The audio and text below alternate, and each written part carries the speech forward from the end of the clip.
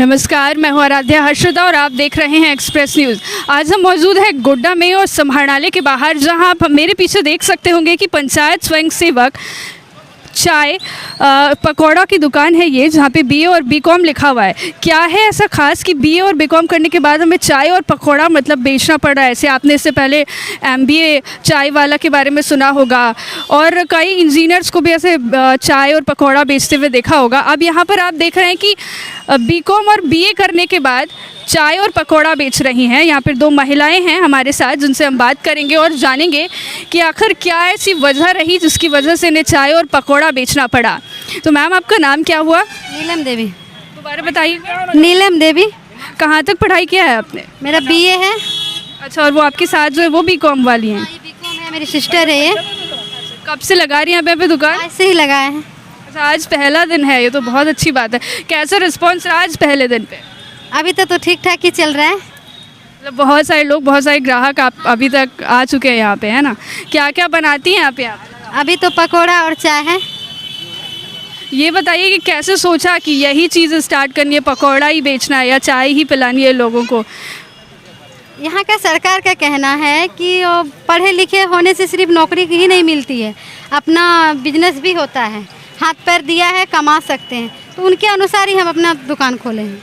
मतलब आप सुन सकते हैं कि सरकार ने कहा था कि सिर्फ ऐसा नहीं है कि हम नौकरी की तरफ ही भागें, बिज़नेस करके, अपना खुद का बिज़नेस करके भी हम आगे बढ़ सकते हैं। तो आप शादीशुदा लग रही हैं, तो परिवार, क्या आपके पति भी इस चीज़ के लिए राज़ी थे कि आप ऐसे पकौड़ा बेचें? मेरा पति भी जॉब में थे। 14 क्या करते हैं आपके पति? मेरा पति भी जॉब में थे, 40 फिनांस में थे, 14 वित्त आयोग में थे। उनको भी सरकार हटा दिया गया 2 साल पहले ही, तो इसीलिए हम लोग बेरोजगार हो गए। हम भी पंचायत सचिवालय में स्वयंसेवक पद पे कार्यरत हैं। हम लोग को सरकार प्रोत्साहन राशि पे बहाल की थी, जो कि प्रोत्साहन राशि मिलती है तो समय पे नहीं मिलता है, साल में 2 साल में कभी कभी मिलता है। इसीलिए हम बोले उसके आशे पे रहेंगे तो मेरा जीविका कैसे चलेगा, इसलिए खुद का हम ठाने की नहीं, अपना खुद का बिजनेस करें और खुद का भरण पोषण करें। अच्छा, तो आज कब से अभी यहाँ पर आई हैं आप? आज ही आए हैं। कितने बजे से लगाया ये ठेला? 12 बजे से। कितना कमाई हो गया अब तक? अभी तो कह नहीं सकते हैं। अभी मतलब आज का रिस्पांस कैसा रहा आपका, ये बताइए। तो चल रहा है, ठीक ठाक ही चल रहा है। मैं अपने सहयोगी से मतलब ये रिक्वेस्ट करती हूँ कि दिखाइए यहाँ पे आसपास कितनी भीड़ है, कितने सारे ग्राहक इनके यहाँ पे आए। आज पहला दिन है और इतना बढ़िया रिस्पांस उनको देखने को मिल रहा है, इसलिए हमारी भी दिलचस्पी बढ़ गई है कि आपने कितना कमाया। सुबह 12 बजे से यहाँ पर आई हैं और अभी शाम के 5 या 6 बज रहे होंगे जब ये यहाँ पर हैं। तो आप अभी क्या बना रही हैं ये बताइए ज़रा। अभी पकोड़ा बना रहे हैं। किस चीज़ का पकौड़ा है? और प्याज का। अच्छा, और कौन कौन सा पकौड़ा बनाती हैं? अभी तो शुरू किया है प्याज पकौड़ा।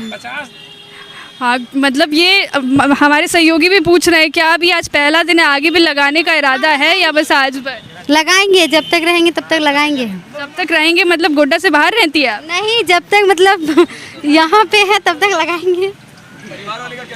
परिवार वाले राजी हैं? सास ससुर ये वो? राजी हैं। जब सरकार नौकरी नहीं दे रही तो राजी तो होना होगा ना। तो मतलब आपकी नाराज़गी सरकार से, तो सरकार को क्या कहना चाहेंगे इस बारे में? नौकरी नहीं है, बीकॉम बीए करने के बाद भी ठेला लगाना पड़ रहा है। हाँ, तो क्या कह रहे हैं, तब नौकरी नहीं देगी तो अपना बिजनेस तो कर सकते हैं, इसमें तो कोई रोक नहीं सकता है हमको, खुद का बिजनेस है। और आपकी सहयोगी से भी बात करना चाहेंगे जो प्याज काट रही हैं अभी और आपका बड़ा सहयोग कर रही हैं। क्या नाम हुआ मैम? प्रियंका कुमारी। कहाँ तक पढ़ाई किया है आपने? बीकॉम किए हुए हैं। कैसे तय किया कि यहाँ पे आना है और 2 लोग मिलकर ऐसे ठेला चलाना है? नौकरी नहीं मिलेगी तो क्या करेंगे। आपने तैयारी की थी नौकरी की? किस चीज़ के लिए आप तैयारी कर रहे थे बीकॉम करने के बाद? अभी तो फिलहाल कोई चीज़ का नहीं। जब सरकार बोलती है कि खुद से कमा के खाओ तो खुद से कमा के खाएंगे, नौकरी नहीं मिलेगी। अच्छा, मतलब आपका भी कहना है कि स्वरोजगार को ही साधन बनाना है और मतलब ऐसे ही कमाना और ज़िंदगी आगे बताना है। तो आपके परिवार इस पर मतलब उनका क्या राय है, वो कैसे चाहते हैं? क्या चाहेंगे, क्या चाहेंगे? परिवार क्या चाहते हैं, मतलब पति वगैरह ये वो? नहीं, पति कुछ नहीं बोले, खुद से किए हैं। अच्छा, खुद से किए। पति राजी है इसके लिए? हाँ। सास ससुर सब लोग तैयार हैं? हाँ। आज पहला दिन है आपका, कैसा रिस्पांस लग रहा है आपको ग्राहकों का? ठीक ही, ठीक ही। ठीक है, लगाना आगे ठेला, इरादा कर लिया है बिल्कुल अब। बताइए कि आज पहली बार ठेला लगाया है, तो जैसे कि महिला हैं और महिलाओं के लिए काफ़ी प्रॉब्लम होती है, काफ़ी दिक्कत आती है कि ऐसे समाज के बाहर ठेला लगाना, तो क्या सोचा उसके लिए, मतलब कहाँ से मोटिवेशन आया कि ठेला लगाया जाए? महिलाओं तो अभी तो सुरक्षित यहाँ पे नहीं है, कहीं पे भारत देश में महिला सुरक्षित नहीं है। इसके बावजूद भी हमने सोचा कि हम अपना ठेला लगाएं और खुद का कमाई करें। ये मोटिवेशन कहाँ से आया आपको? कहीं से आया नहीं, हम अपना आइडिया है, अपना दिमाग से लिए हैं। इससे पहले परिवार में कोई इस बिज़नेस को आगे चला चुका है, कोई कर चुका है? कोई नहीं। परिवार में कोई बिजनेस वाले हैं या फिर सब नौकरी वगैरह पेशे में हैं? मतलब परिवार में बिजनेस वाले नहीं है, खुद हम अपना किए हैं पहली बार। परिवार का सहयोग पूरा रहा? हाँ, परिवार का पूरा सहयोग रहा। तो आपने देखा कि हमारे साथ अभी नीलम देवी जी थी और साथ में प्रियंका जी थी, जिन्होंने आज पहली बार ठेला लगाया है यहाँ पर, और ये बीए और बीकॉम करने के बाद भी यहाँ पे गोड्डा समाहरणालय के बाहर इन्होंने ठेला लगाया है और चाय और पकौड़ा बेचने का तय किया है।